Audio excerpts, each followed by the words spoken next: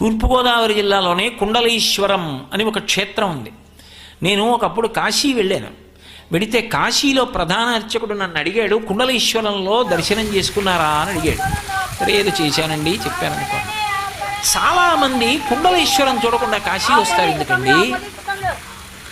ఆయన అన్నాడు, కాశీలో ఉన్న మేము కుండలీశ్వరం దర్శనానికి వస్తాం, అక్కడ ఉన్న వాళ్ళు కుండలీశ్వరం దర్శనం చేయకపోతే ఎలా?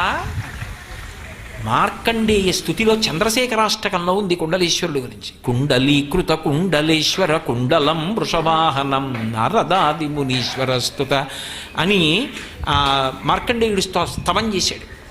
ఇప్పటికీ శివలింగం యొక్క పైభాగం మకర కుండలం ఎలా ఉంటుందో అలా ఉంటుంది, అందుకు కుండలీశ్వరం.